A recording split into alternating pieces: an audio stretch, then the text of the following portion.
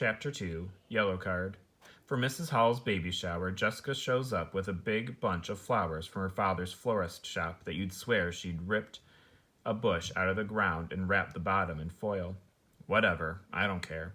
I found a bright card with yellow roses at the store, and a picture of flowers won't dry up in a week, and I feel like it's my way of saying I'm sorry for being such a pain all the time.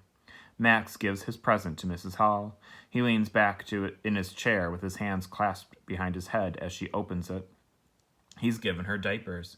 I think he hoped to get a reaction from her and seems disappointed when she's happy. Max likes attention. He also likes parties. Just about every day he asks Mrs. Hall for a party, and today he's finally getting one. When Mrs. Hall slides my card out of the envelope, she doesn't read it out loud like all the others. She hesitates, and I know that she must really love it, and I feel proud, which isn't something I feel very much. Mrs. Silver leans over to look. I figure I might finally get a compliment for once, but instead her eyebrows bunch up and she motions me toward the door. Shay has gotten up to look. She laughs and says, "The world gets dumber every time Allie Nickerson speaks." "Shay, sit down," Mrs. Hall says, but it's too late. You can't make people unhear something. I should be used to this, but it still takes a piece out of me every time. As Shay and Jessica laugh, I remember how we dressed up as our favorite book characters for Halloween last week. I came as Alice in Wonderland from the book my grandpa read to me a ton of times. Shay and her shadow, Jessica, called me Alice in Blunderland all day. Keisha steps up to Shay and says, "Why don't you mind your own business for once?" I like Keisha. She isn't afraid, and I'm afraid of so much. Shay turns, looking like she's ready to swat a fly. "Like it's your business?" she asks her. "That's right, it's not my business, but it's as much yours as it's mine," Keisha replies. Shay lets out a small gasp. "Stop talking to me." "Stop being mean," Keisha replies, leaning forward. Max folds his arms and leans forward across his desk. "Yes, there's going to be a fight," he says. "There isn't going to be a fight," Mrs. Hall says. Suki is holding one of her small wooden blocks. She has a collection of them that she keeps in a box, and I've seen her take one out when she gets nervous. She's nervous now. Shay glares at Keisha. Keisha's new this year, and I'm surprised she said something. Everyone is all riled up, and I don't even know how this all happened. When Mrs. Hall tells them both to cool off and points out to Max that it's foolish to root for a fight, Mrs. Silver waves me toward the door. What the heck is going on? Once we're out in the hallway, I can tell by Mrs. Silver's face that it's going to be another one of those times when I'll have to say I'm sorry or explain why I've done something. The thing is, I have no idea why I'm even in trouble this time. I stuff my hands in my pockets to keep them from doing something I'll regret. I wish I could put my mouth in there, too. "I just don't get it, Allie," she says.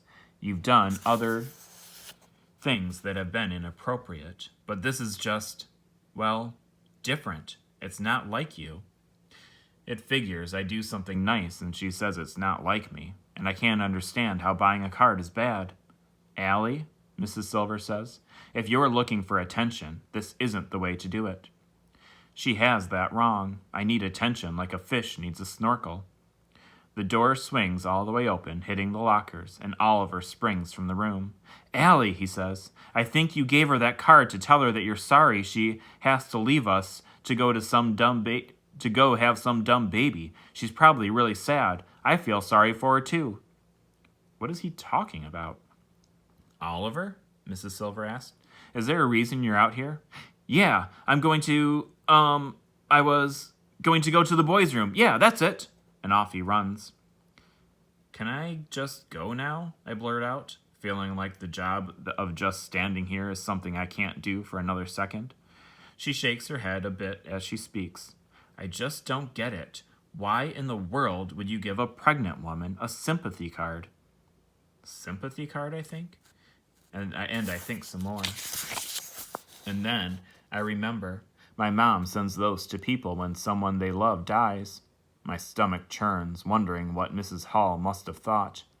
"You do know what a sympathy card is, Allie, don't you?" I should deny that I know, but I nod because I don't want to have to hear Mrs. Silver explain it. And besides, she'll think I'm even dumber than I am, if that's possible. Then why would you do such a thing? I stand tall, but everything inside shrinks.